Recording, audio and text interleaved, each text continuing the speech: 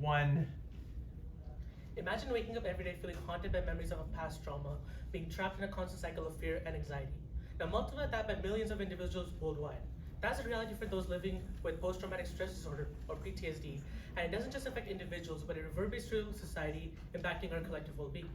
Hi, I'm Kumar, and today I'll be talking about PTSD and its impact on resilience. Before we get deeper into the presentation, it's important to understand first what PTSD actually is. PTSD is an individual's reaction to a traumatic event. Dr. Kim from the University of Shanghai describes this as symptoms that are characterized by avoidance, hyperarousal, numbness, and it can also include difficulty in concentration and mood swings. This leads me to my question, to what extent does the prevalence of PTSD impact collective resilience?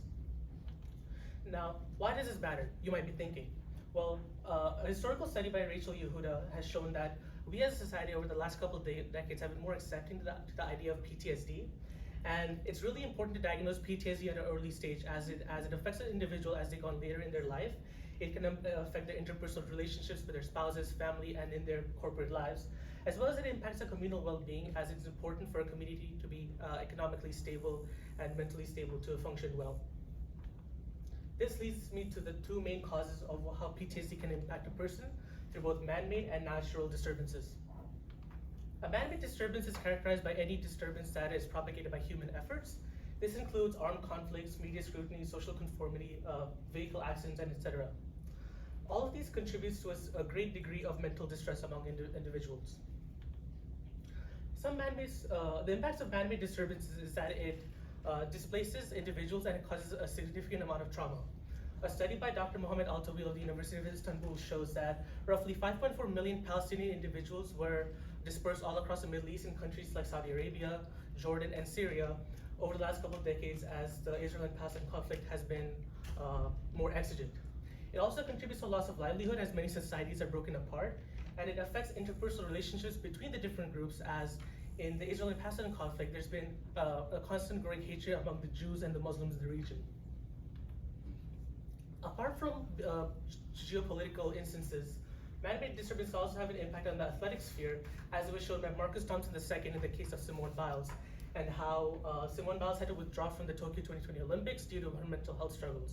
Simone Biles had the benefit of the support of her teammates and coaches, but that didn't stop the media from scrutinizing her for giving up on her nation. This was also seen in Caleb Dressel in the 2022 World Aquatic Championships, as he had to withdraw from it, as there was a constant comparison between him and Michael Phelps's 7 gold medal sweep in the 2007 championships, which caused him to drop out.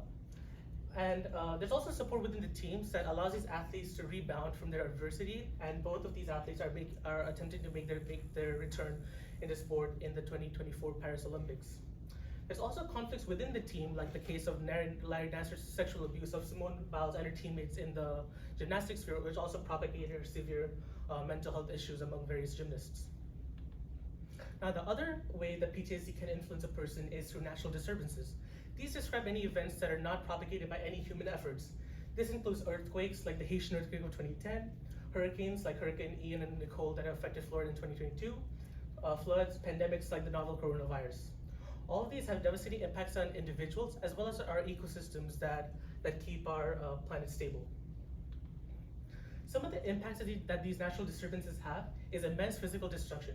In this image, you can see how this was the aftermath of the Japanese earthquake and how it completely reduced cities to rubble, and it led to immense loss of life and countless injuries among people.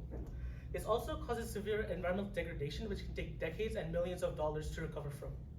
In the case of COVID-19, it also has a hindrance on individuals carrying out their daily routines, as Dr. Ibrahim Kira says that COVID-19's invisible and unpredictable nature is what contributes to the widespread fear in it. And like man-made disturbances, this also exacerbates mental stress.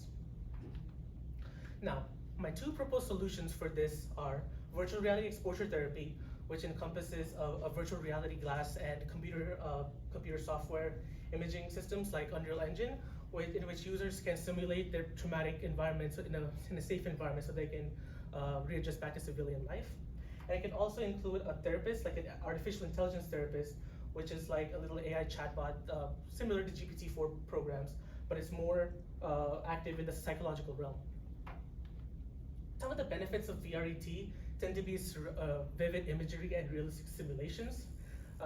It can have a variety of customization based on user needs. And it's also extremely safe, as users can access this in the comfort of their own home. And it's also easily acceptable, as VR glasses can just be a plug-and-play system. Some of the limitations of this solution is its high initial cost, as it might not be accessible by a lot of demographic groups. Its technical malfunctions can be quite high in cost, and its ethical concerns, as users might find it, as users might go against showing their private property for imaging.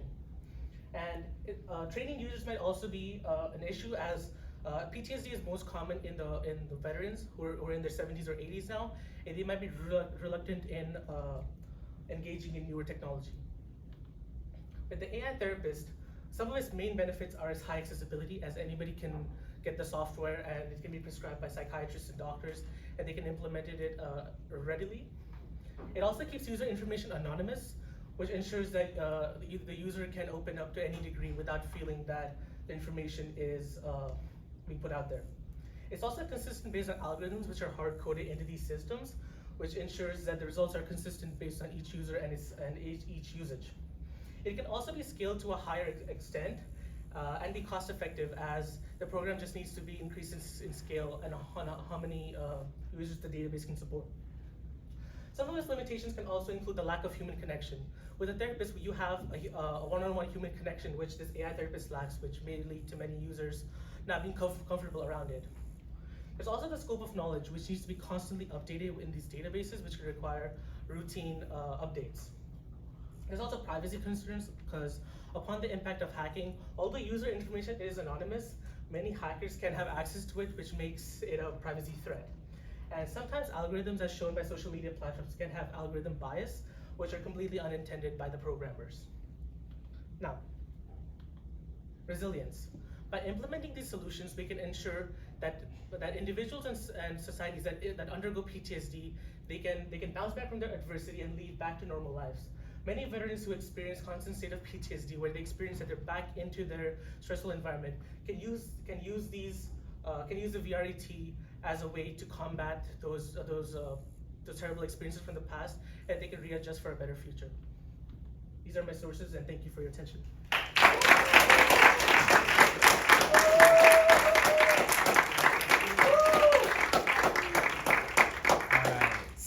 First question, how did your research question evolve as you moved through the research process? So at first in my research, I was focusing more on the effects. I was going to look at the athletic side of it and how different athletes perceive or undergo with mental health distress. But as I was researching, I found that it might get a little bland if I just keep talking about the athletics first. So I decided to extend it into geopolitical affairs and natural disasters, so it can encompass a broader topic. All right, and then how is your conclusion and conversation with the body of literature or other research sources you examined? So Dr. Kim from the University of Shanghai did research on how vehicular accidents can be remediated by VRET. VRET had many implications in the vehicular accident side, and there was many other research papers by similar doctors in Shanghai that talked about how that can be implemented. So with that, I use those resources in a different way so that I can encompass not just vehicular accidents, but many other forms of PTSD related situations. Okay, thank you very much.